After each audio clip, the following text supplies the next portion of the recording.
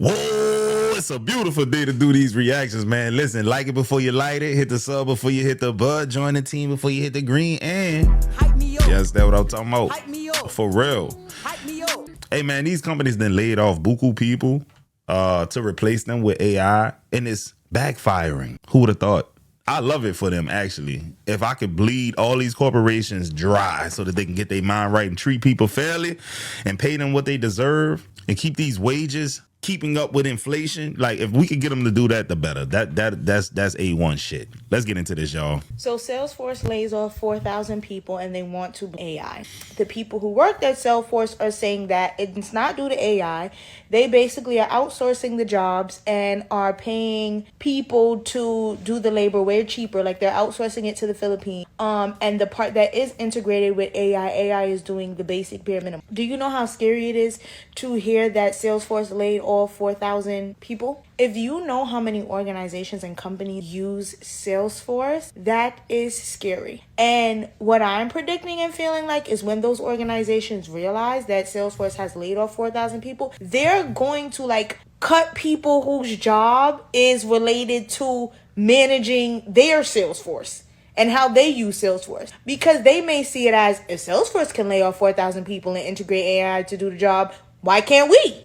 Like, I can see this being a very huge trickle effect, and I don't know why people are getting comfortable with replacing humans to do jobs with AI efficiency. And the fact of the matter is, the news story that I was watching was basically saying that, even down to people who are in media and entertainment should be in fear of their jobs because even AI can come in with integration and basically wipe out someone who, you know what I'm saying, is in marketing. I just really don't get it. Like, the climate that we are living in, the way people are just willing to toss people's livelihood away for AI samples of work, ridiculous. And then they bring in an HR consultant who's like, yeah, you need to make yourself more valuable behind your role. Valuable behind my role? Next up, you're going to be cutting marketing executives, clearly. Yeah, bro. So for those of y'all who don't know what Salesforce is, basically Salesforce is a major American tech company that provides cloud-based software to help businesses manage customer sales and operations. In other words, it's a CRM.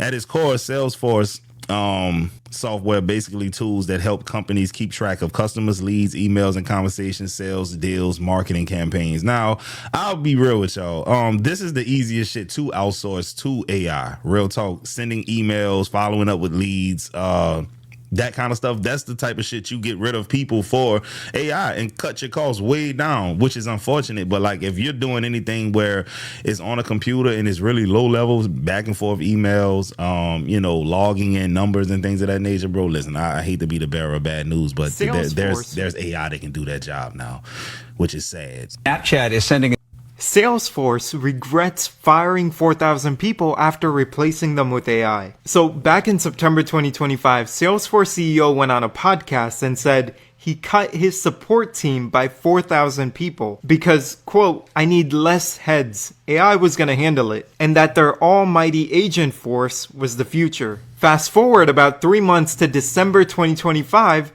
Salesforce is pulling back from its heavy reliance on large language models after encountering reliability issues that have shaken executives' confidence. The company is shifting its AI strategy towards more of a rule-based deterministic automation. And it's not just about Salesforce. Researchers from Forrester found that 55% of employers now regret laying off staff because of AI. And companies everywhere are jumping the gun. They're seeing AI handle simple tasks and getting excited. And they're making massive people decisions before the technology is actually ready for complex real-world problems. Even Salesforce, their own benchmark study showed their AI only resolved around 35% of multi-step conversations successfully. That's basically failing 2 out of 3 complex interactions. So the technology has real potential. No one is doubting that. But potential isn't the same as ready. And people's job shouldn't be the thing you sacrifice to find out. Follow and I'll keep you... Hey, bro, maybe they should start replacing these CEOs and those people with AI so that the decision making can be better. Who knows, bro? this is wild though, man. Like I could definitely see why it's backfiring, because as a person who uses AI every single day, the shit is not perfect. It hallucinates. Sometimes you have to give it a better prompt. You have to really learn how to use AI efficiently, and most people really don't know how to do it. Most people have not deep dived into how to efficiently use that shit. And that means these companies too. So Snapchat is sending a notice to Washington State that it will lay off 95 workers in the state. And according to the New York Times, the company's CEO sent a company-wide letter that around 1,000 employees would be laid off in total. That amounts to about 16% of its global workforce. Wow. The Times reports that the company itself cited AI as a reason for the layoffs. AI again, yo. AI again. Look, the AI gonna end up going rogue, and it's gonna expose all y'all secret, nasty, dirty snaps y'all been sending to y'all lovers and all that kind of stuff, dog. Watch what's gonna happen, man. These robots gonna blackmail human beings in the future. Anyways, dog, let's get back into it. A company just laid off thousands of people because AI now writes 65% of their code, and their stock price went up 11% this morning. Snapchat's parent company just announced that they're cutting a quarter of their planned workforce. The CEO said it directly. AI is now allowing smaller teams to do the same amount of work, so they don't need as many people, and the market rewarded them for it. This is a moment that a lot of people have been talking about in theory, and now it's happening in practice. A major public company looked at what AI could do, decided they needed fewer humans, and Wall Street said, that's a good move. Yep. And here's where I think it's worth slowing down. The incentive structure is really clear here. When a company cuts costs and the stock goes up, when the stock goes up, leadership is rewarded. So the system is literally designed to encourage replacing people with AI as fast as possible, regardless of what that means for people who lose their job. I'm not saying AI shouldn't make companies more efficient. It should.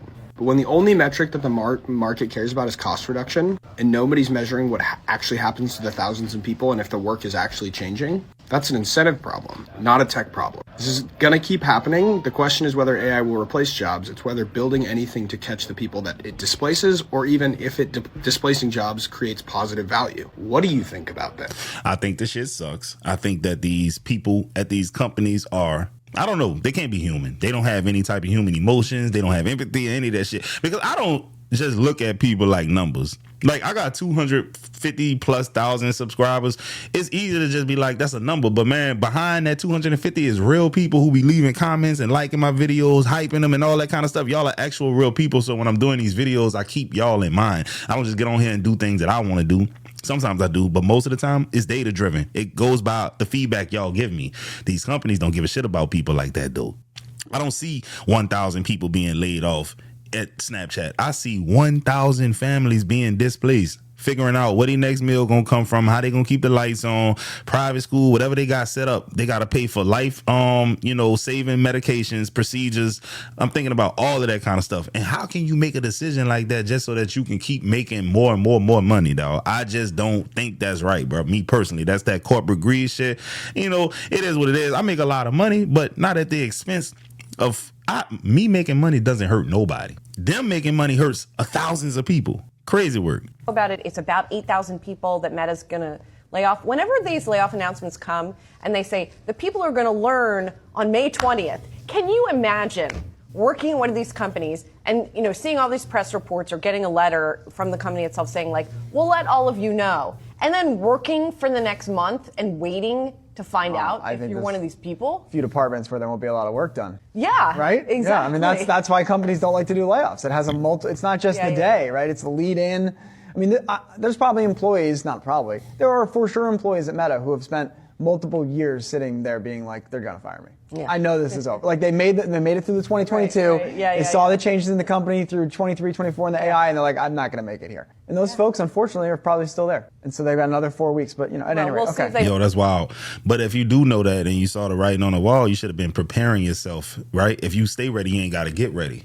Budgeting, trimming the fat, figuring out your next move, starting side hustles, making investments, things of that nature, bro. Giving yourself a cushion, a buffer. You get what I'm saying? Like, for real, son, you got to think in terms of that. As a man, bro, I'm strategic with my life, bro. Like, I do my thing, but I always keep something in the back of my mind that I can execute on so that I can maintain what I'm doing.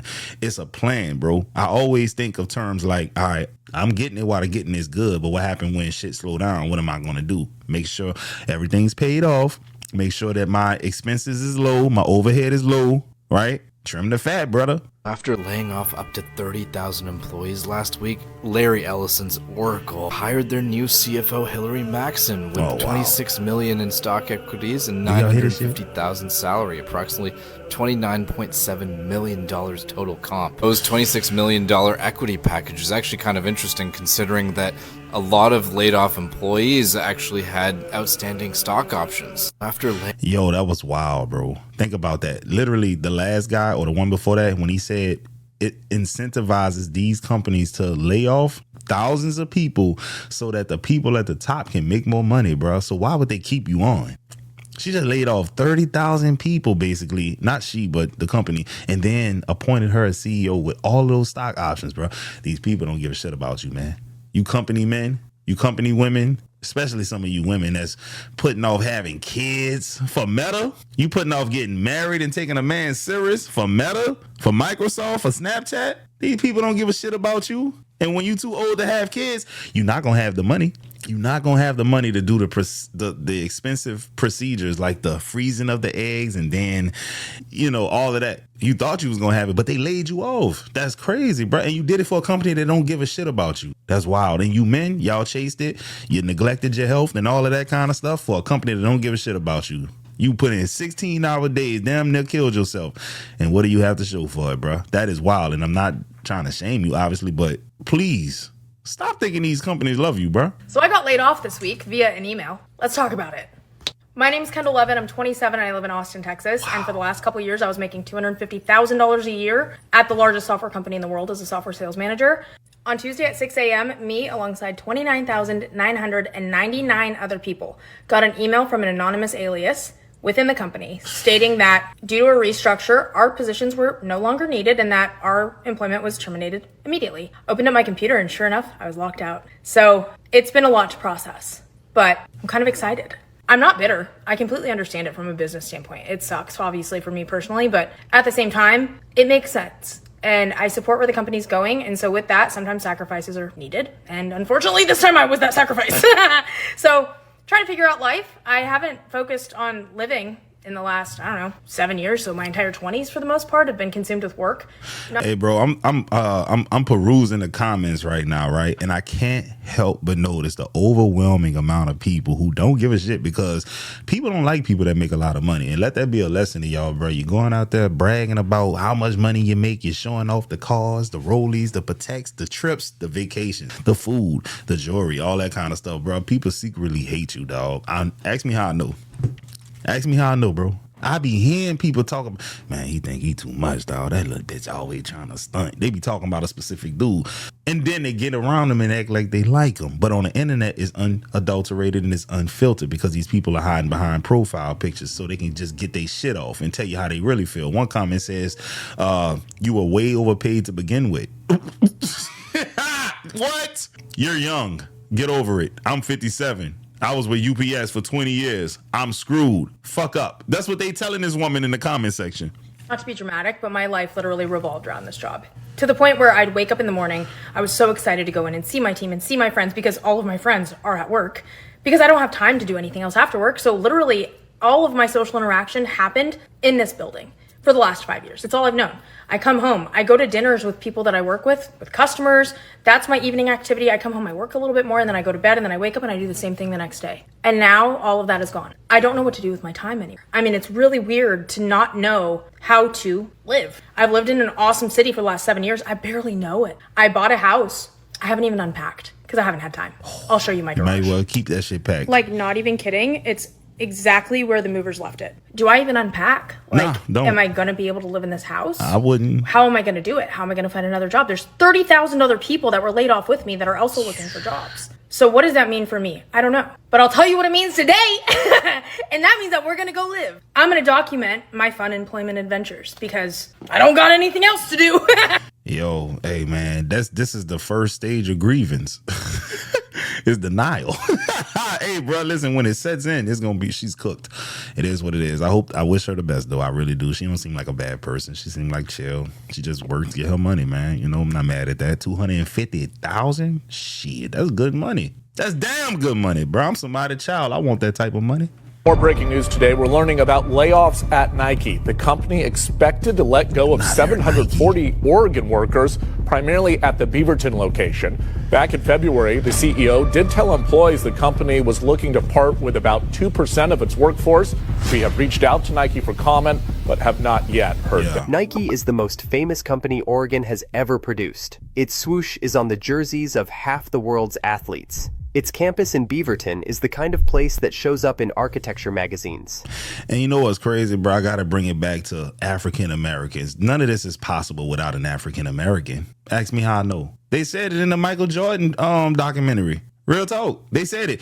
Without Michael Jordan, man, Nike was not finna be nothing, bro. Straight up. Michael Jordan made all this possible, man. African-American country bumpkin from North Carolina, bro, that didn't make his high school varsity team the first year, even though LeBron never sat on anybody's bench. That's neither here nor there. That's besides the point. I just want to throw that out there, dog. Also, when did Jordan ever drag a sad Bulls to the finals? He never had to drag the Bulls to the finals. He pulled the Bulls to the final alongside Pippen, Rodman, arguably one of the best coaches of all time. You know, he had Hall of Famers to help him, but you know, LeBron was, y'all niggas couldn't even name no players from So I got laid off this week. You know what, bro? I be getting more breaking news today. You're right. Let me get back. Northwest. And then Nike announced it was cutting approximately 700 jobs at its Beaverton headquarters. Not a restructuring footnote. I should be the not a poster child quiet for back ADHD. office trim. A direct reduction in Oregon-based headcount from one of the state's most prominent and highest-paying employers. Oregon's governor said nothing publicly that rose to the level of a response. That silence is worth examining, because what's happening at Nike isn't happening in isolation, and the people affected aren't abstract figures on a spreadsheet. They are Oregon workers. Many of them mid-career professionals with mortgages in Beaverton and Hillsborough, school-age kids, and household budgets calibrated to a Nike-level salary. When that paycheck stops, the ripple moves fast and it moves local. Yep.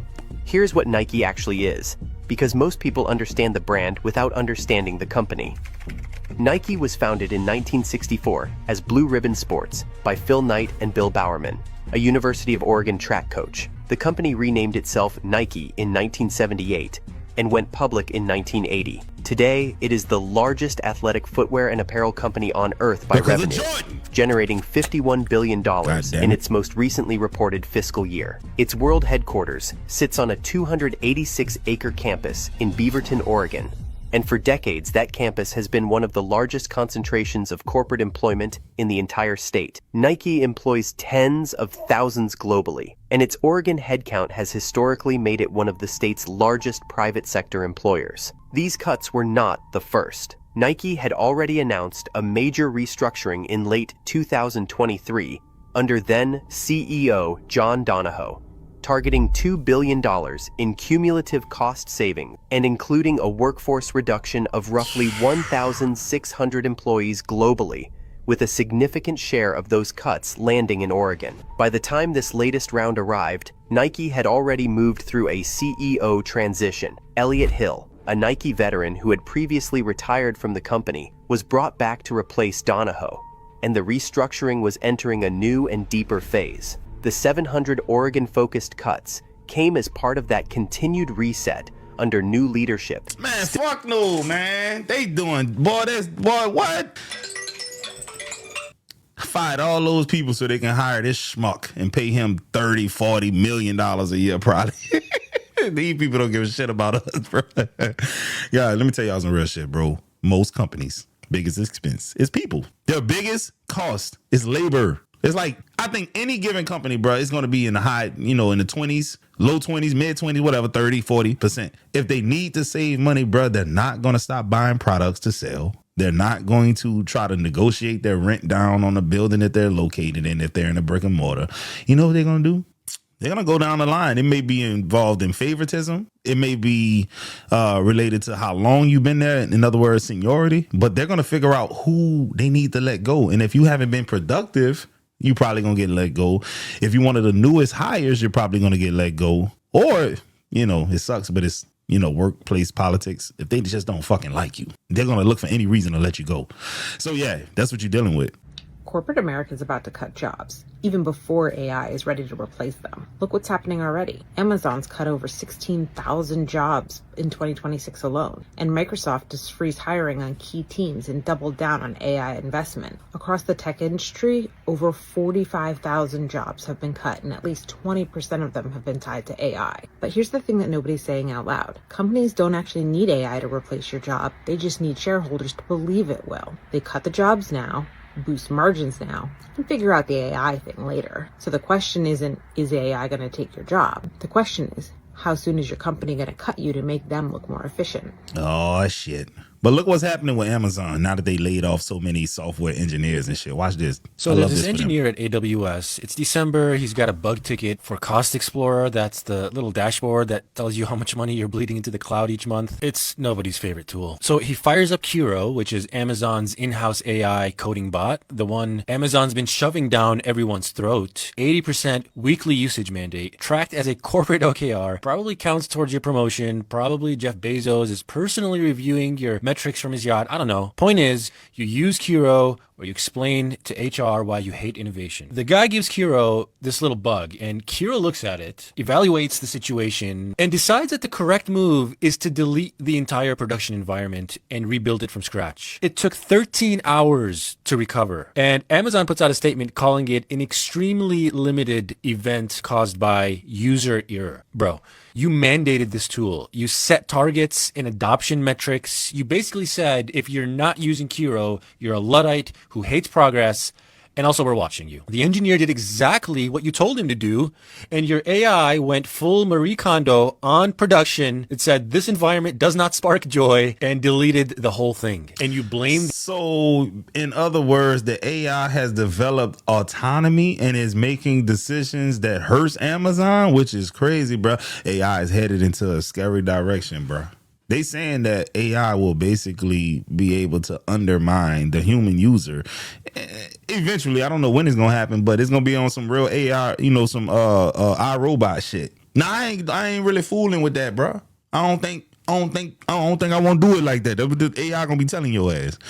The engineer? Here's what kills me. Amazon's defense was, and I kid you not, it was a coincidence that AI tools were involved. The AI deleted production and Amazon called it a coincidence. But okay, if that was the end of it, fine. It's an isolated incident, weird AI thing, robots, am I right? We move on, but it was not the end of it. March 2nd, 3 months later, Amazon's other AI tool, Q, they call it, they're working their way from A to Z. Q pushes bad code into the retail site. 120,000 orders just vanish. 1.6 million website errors. People are trying to buy like toilet paper, and Amazon is showing them delivery dates from like an alternate dimension. Your package will arrive between Thursday and the heat death of the universe. And then 3 days later, March 5th, another outage. This one kills 99% of orders across all of North America. 99%. 6.3 million orders gone in a single day. Amazon.com basically briefly ceased to exist as a commercial enterprise for 6 hours. Sorry. How much money did they lose that day, man?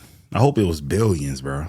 I hope Amazon lost billions that day. Fuck. Call a mandatory meeting. The SVP sends out an email, and this is a real quote. It says, folks, as you likely know, the availability of the site and related infrastructure has not been good recently. Dude, 6 million orders lost. And this man is writing like he's leaving a 3-star Yelp review. The availability was suboptimal. The ambiance was off. Would not recommend this site to a friend at this time. Dude, yeah, guys, y'all get the gist, man. This AI is fucking up the money with Amazon, bro. But they did it, because they wanted to save money. But, let's be real. The money that they're losing right now, that they're being bled of, is probably just a drop in the bucket on how much they actually gonna make over the long haul, bro. It's crazy. Guys, I hope y'all enjoyed this video. If you work any type of job where you feel like you could be at risk of losing it to AI, bro, leave your experiences and your thoughts in the comments and all that kind of stuff, man. I'm gonna get at y'all on the next one. Don't forget to hype me up.